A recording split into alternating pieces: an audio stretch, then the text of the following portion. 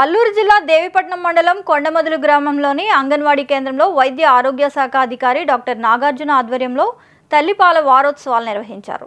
ఈ కార్యక్రమానికి ముఖ్య అతిథిగా రంపచోడవరం సిడిపిఓ సంధ్యారాణి హాజరయ్యారు. తల్లిపాల ప్రాముఖ్యత, తల్లిపాలు బిడ్డకి ఎంత అవసరమో తెలియజేయడమే ఈ కార్యక్రమం అన్నారు.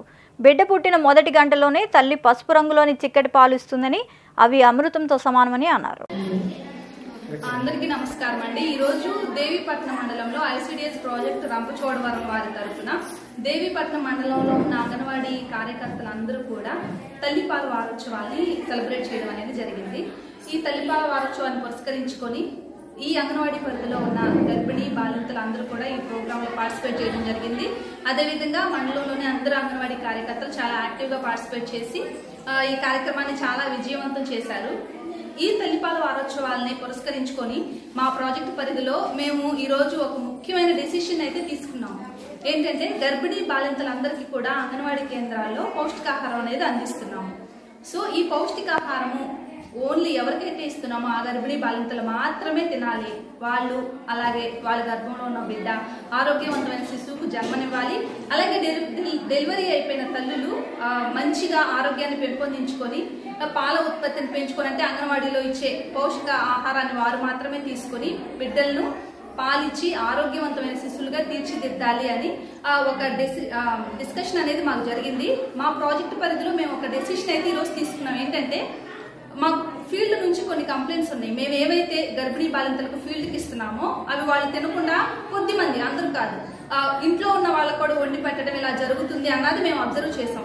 సో ఈ సమస్యని ఏ విధంగా మేము ఎదుర్కొనొచ్చు అని ఒక నిర్ణయానికి అయితే వచ్చాము. ఏంటి, మా అంగన్వాడీ టీచర్స్ ఇక్కడ నుండి కూడా వారానికి 2 సార్లు ఎవరైతే గర్భిణీ బాలింత ఉన్నారో వాళ్ళ ఇళ్లకు వెళ్ళి సేమ్ మేము ఇచ్చిన రేషన్ ఏ విధంగా ఉంది, 2 రోజుల తర్వాత లేదనుకోండి వాళ్ళు 2 గుడ్లే తిన్నారా, వాళ్ళకి ఇచ్చిన THR లో 2 గుడ్లే తగ్గాలి. ఒకవేళ 6-7 గుడ్లు తగ్గిపోయినాయి అంటే ఇంట్లో వాళ్ళకు వండారు అని చెప్పి.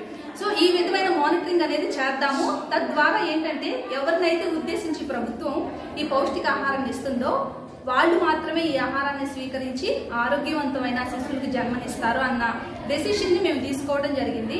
అందరికీ కూడా మరొకసారి తల్లిపాల వారోత్సవాల శుభాకాంక్షలు. Thank you. పాలు అన్నవి కానీ పట్టించింది అన్నది వచ్చింది అంటే అది సీరియస్, సరేనా? అది సీరియస్, ఎందుకంటే అది ఊపిరితిత్తుల్లోకి వెళ్ళిపోయిందని అర్థం.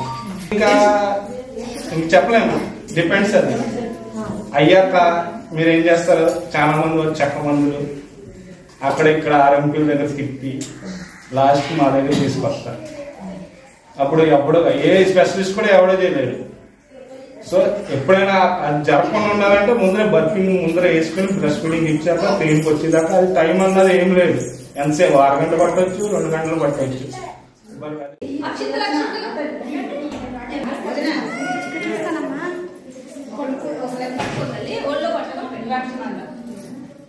అమ్మ గాడ్ బ్లెస్ యూ తల్లి, మంచిగా ఎవరినొకరు కనేసి ఆరోగ్యంగా ఉండాలి, మంచి బేబీ ఉండాలి. 2.5 కేజీలతో పుట్టాలి.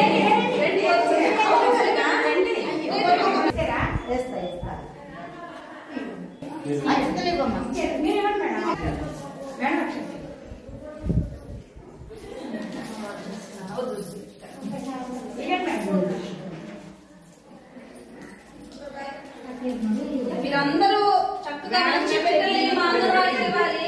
అంగన్వాడీలో వచ్చి మీరు మాత్రమే తినాలి. మీరు మీ బిడ్డలు ఆరోగ్యంగా ఉండాలమ్మా. నిరంతర వార్తా శ్రవంతి కొరకు వీక్షిస్తూనే ఉండండి. మీమా VST news. Please like, share and subscribe.